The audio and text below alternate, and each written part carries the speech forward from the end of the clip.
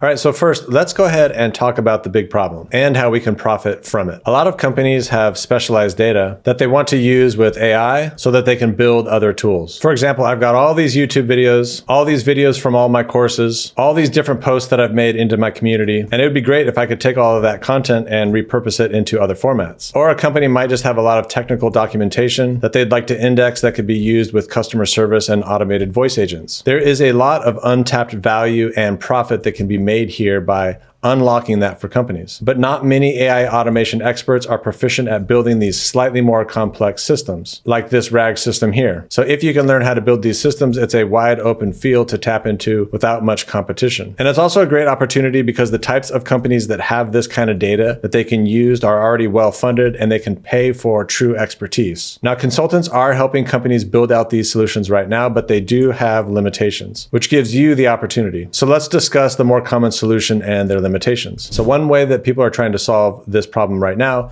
is that they simply take an existing knowledge base, maybe it's in a PDF or a TXT file, and they use the contents of that knowledge base in their prompts directly when they are making out their automations. So I'm using Claude here. I could add a message. We'll create a prompt.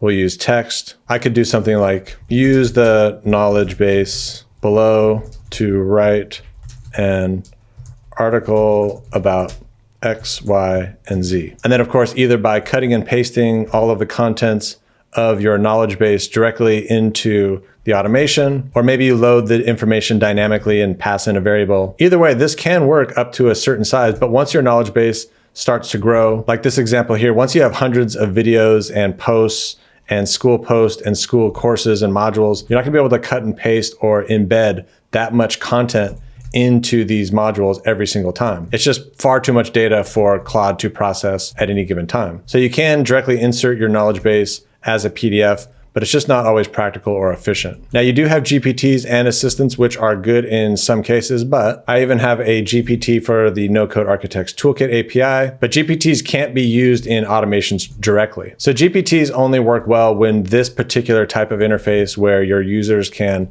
just talk with it. It's only in this situation where it works well. If you want to integrate your knowledge database into your automations, GPTs just aren't going to work. Now, GPT assistants work with automations, but in my experience, they don't work as well as GPTs. You can build out your own custom GPT assistants in the OpenAI playground. You can upload your own knowledge base. You can define how that assistant should behave using the system instructions. But in my experience, these assistants just don't work as well as GPTs. And with GPTs or assistants, you can't really control how the data is structured, and that will limit the performance and flexibility of your solution.